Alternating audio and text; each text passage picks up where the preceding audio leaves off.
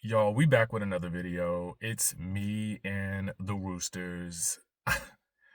And you know what I realized? It's three of them. It is three of them. One is doing it down there. One is doing it up there. And I'm just like, you know what? Y'all can't just let me be great for like a minute. Like just a minute. Like, please. Like, what do you have to prove? Like, why the constant calling, okay? Or whatever it is that they call themselves doing. They're not going to frustrate me today. Anyway, y'all, we back with another video. We're talking about Basketball Wives, Season 12, Episode 2. Oh, my God. Like, it's... Okay, so anyway, Basketball Wives. Before I even get started with that, y'all, there was a clip that somebody sent me of I don't know if it was like some type of live that Jennifer did with Christian, but essentially she is claiming that Jen thinks that Evelyn has an issue with black women.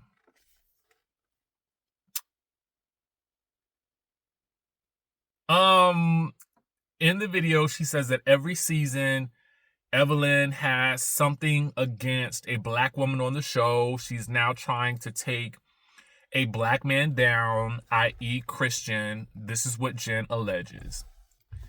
You know, I don't know. Personally, I can't say for sure who Evelyn has an issue with. I feel like Evelyn might be an equal opportunity hater.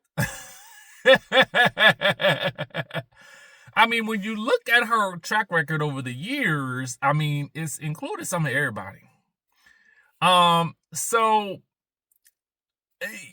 I don't know. What do you guys think? Y'all let me know in the chatterization down below. And listen, Evelyn is like the Giselle of this show. Jackie is like the Karen of this show to a certain degree, right? When you really look at it and the dynamics and you kind of like bring it back to Potomac, I just kind of feel like, and I don't know why, at this point, Potomac is kind of a classic show now. So, and I think we can admit that Giselle and Karen's, their dynamic is what really drives the show on that show. And you think about the two people who have driven the dynamics on each of their shows, and it has been Jackie and Evelyn. When Evelyn wasn't there, it was definitely Tammy. So I don't know. You guys let me know in the comments what you think. Do you agree with Jen? And shout out to my boo for sending me this. You know who you are. I don't want to say your name in case you don't want to be, acknowledged publicly, right? So I just will say, my boo, because you know who you are. And shout out also to the Juicy Reel for this clip as well. Okay, I'll put the link in the description down below so you guys can check out the full video for yourself. All right, now that we've kind of gotten that out of the way, let's talk about highlights or tea that we get from this episode, right? We get another Ty and Drew reference. We learn that they had been on the phone, according to Ming, for, more than 3,000 hours. Wait, 3,000 minutes.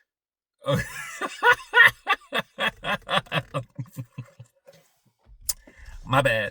Which roughly equates to what, 50 hours? So you spent 50 hours on the phone with Drew Sidora. Ty says she was never with that lady. And basically says she was just helping a friend. Yeah, that's what we do. That's what we do when our friends in trouble, right? We spend 50 hours on the phone with them. Listen, I can't tell you how many, 50 hours. Lord have mercy. That would stress me out. Spending 50 hours on the phone with somebody? Oh my God. Oh my God. Oh my God. I'm not really a big phone person in general. So, it's got to be desperate times for me to be on the phone with somebody for 50 hours. Maybe when you first start talking to somebody, maybe that's it. But she claimed they weren't talking, so I can't even say it was that. Wink, wink. We also learn, again in this episode, we talked about it before, that apparently, according to Evelyn, Jennifer and Christian are not indeed married. They are indeed boyfriend and girlfriend, allegedly, according to Evelyn, because there is no marriage license. Evelyn has so much time on her hands. But apparently, according to y'all comments, the streets been knew about this, so I'm late to the party. My doggone life keeps, let me tell y'all something. Y'all, most days, I be barely hanging on over here. Anyway, a little real life joke, but true tea. So anyway, let's get into it. What else did we learn? I'm trying to figure out what I feel about Drew and Ty. All my questions answered. Kinda. Maybe. I don't know. Am I satisfied? No. Is Ty attractive? Yes. Anyway, let's just call the thing a thing. Ty got something. I don't know what it is, but she a sexy old something. Okay? So, there we go. Now we said it.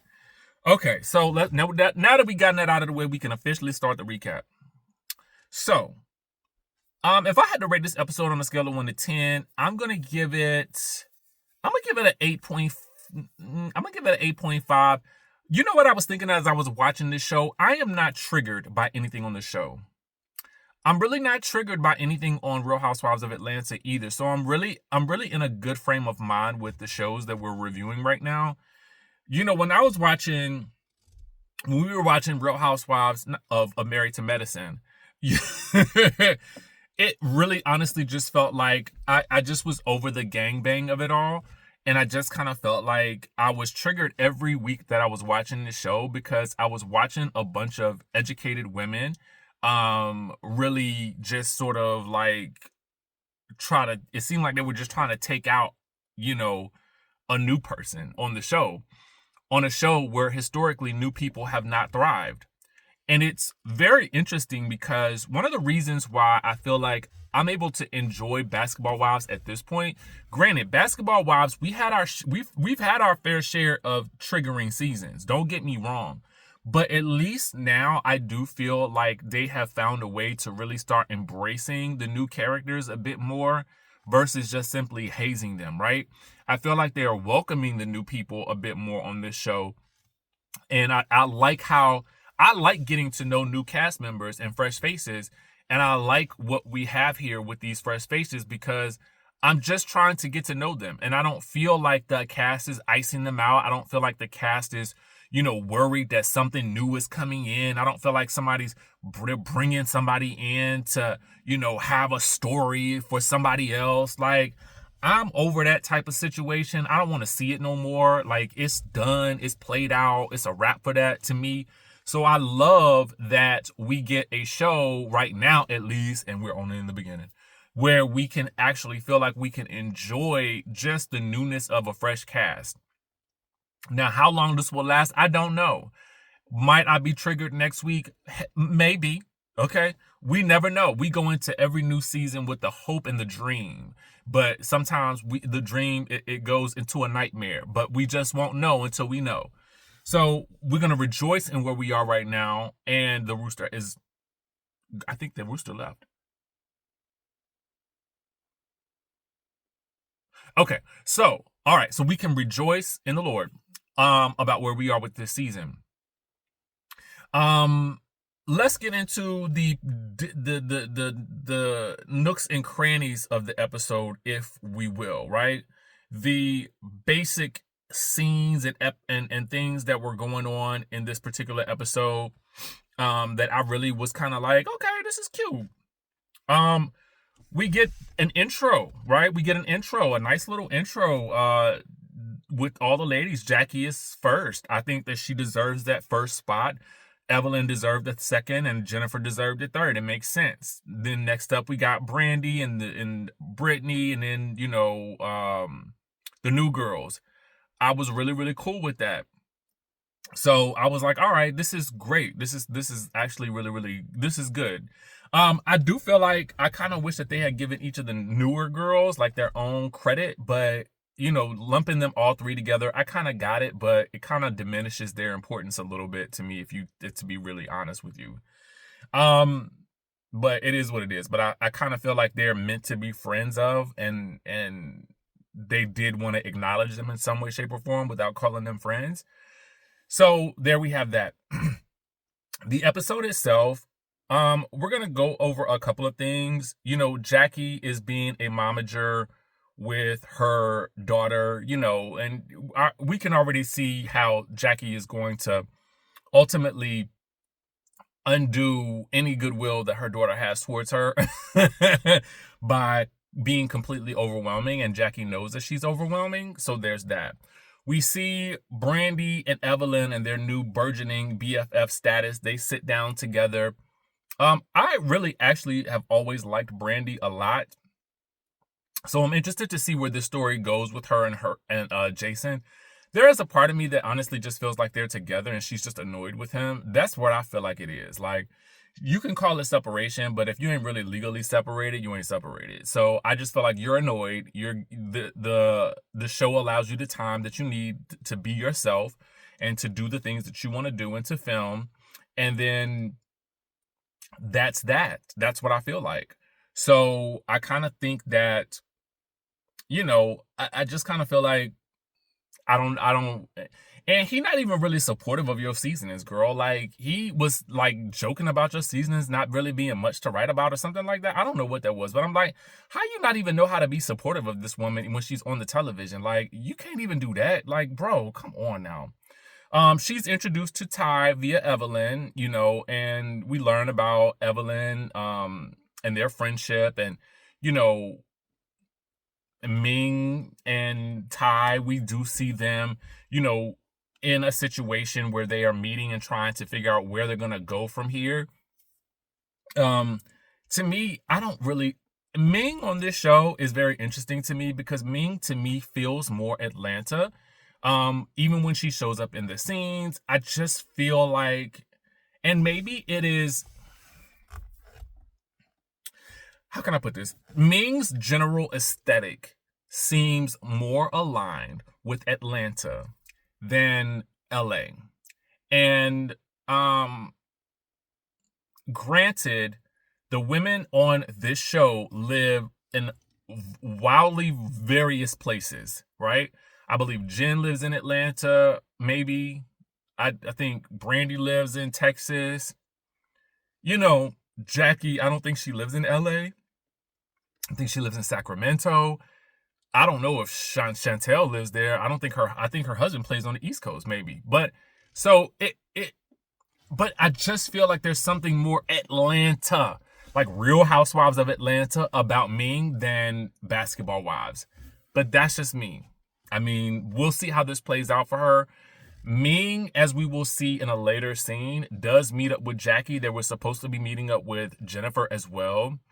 And, Jackie also has a meeting with Christian and Jennifer, which I thought was interesting. Now, again, I give you guys my take on the Christian situation, not knowing the full details.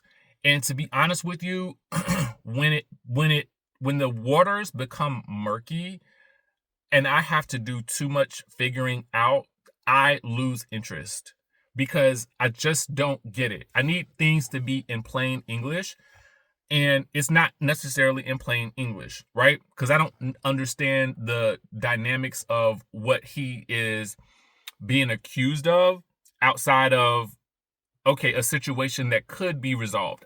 Here's what I mean. The way he describes the situation with Carl's cousin is that he basically was paid $1,500 for his mentoring services, right? Which I talked to you guys about last week, and I understood that, right? And I also understood the notion that because I've seen other people advertise this type of service, I have not done it myself per se.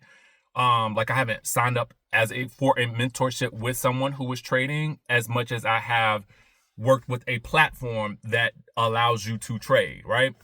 And what I do know is that okay, people do pay for a mentorship, and that's usually getting the trade signals or getting access to that person's trades or access to their trading software.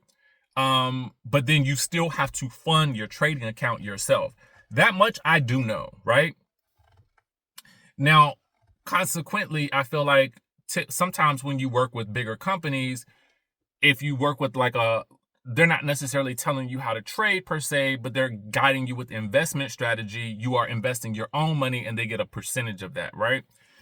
I don't know where he has gone wrong with his customer base, but he has clearly gone wrong someplace, okay? Because if they don't understand what it is that they're doing, then there's a gap in their knowledge and their information that they're getting from him, which is problematic. Now, as a result of what she has seen on the show, she is now contacting him about things that are happening on the show. Um, I think that plays a very interesting role, according to him, based on those text message of, okay, what else is happening here? Are they ever going to get to the point where they're actually working on their trading? And it doesn't seem like they ever got there.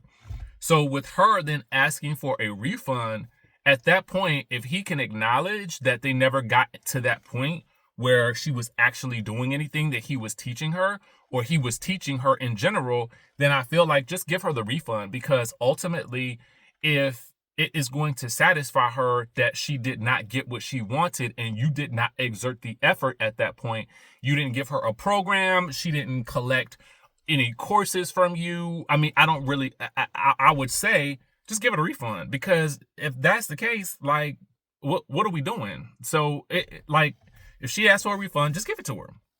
But that's the plain Jane version, the basic Betty me. Okay, I'm willing to admit that. That's all I can understand from it. It sounds a bit more complicated than what is actually being expressed on the screen based on what you guys are saying in the comments. So I just got to leave it at that. If you are operating in a business capacity that the people don't necessarily understand, then you have to do a better job with your business in explaining to them exactly what it is that they're going to be getting. Because if it's confusing to them, they're not going to know. And so maybe there's an educational gap there that he's not providing. I don't know, to be honest with you. I don't know. It's too much for me. So beyond that, Jennifer feels like, Evelyn, you really don't have a leg to stand on, because your daughter is basically, I mean, had a baby with a felon. So you talking about my felon, but what about the felon in your family? Okay? I mean, I'm kind of one of those types of people, like, we all know somebody that's been to jail. We all know somebody that's likely been to prison. So this is kind of an interesting situation. But for Evelyn, she feels like he's still doing what he's been accused of. I mean, I think it's a slippery slope for both people. So I just kind of feel like they both should probably leave it alone, right? Can Evelyn do the due diligence that she needs to get Carl's cousin's money back? Yeah, she could do that. That's really all she can do. At the end of the day, that's it. And that's all. She has to let Jen find her own way with her man that she is either not married to or married to. I don't know. Okay. And just leave it alone. Don't be friends with her. Y'all don't need to be friends anyway. To me, Jennifer and Evelyn are like, not really, kind of, it's not a parallel between Shamia and Portia, but it is basically this premise. Somebody that you might have grown up with or that you had fun times with at one point in your life, that don't necessarily mean that y'all gonna be friends now. Like, that's not how adult life works. Adult life is, just because you were cool with somebody at some point, if you don't align now, and I don't think that Jennifer and Evelyn align. I just don't think so. Outside of the fact of them being on this show, they just have seemed to me two different lives, and they lived in two different ways, and they have different sets of values, and they just don't work as BFFs. So there we have it. Chantel wants to plan an event, so she does invite all the ladies out to an American Ninja Warrior style obstacle course, which sounds fun. We do meet a new cast member by the name of Denise. We don't get a proper introduction to her yet, but that's kind of how shows do things. They will kind of bring in a cast member, somebody new, and just when we've already had one introduction. So we had Ming last week, and now we have Ty this week. We'll probably get more from Denise next week. So I would assume that that's how they're rolling them out. I will say this about Basketball Wives. I do like the fact that every season, I feel like there is a concerted effort to up the level of production on the show. And I would say the same with Atlanta this season. I do feel like that initially there was a level up on the show, especially their confessionals. I love the Atlanta style confessionals that really closely resemble the Dubai style confessionals. But I also like that Basketball Wives, I feel like, tries to level up, especially in these past few seasons. I do appreciate that. And I think that Basketball Wives is a show that's meant for the TikTok generation. I would also consider adding in Megan James next season because I think she knows how to play the Basketball Wives game.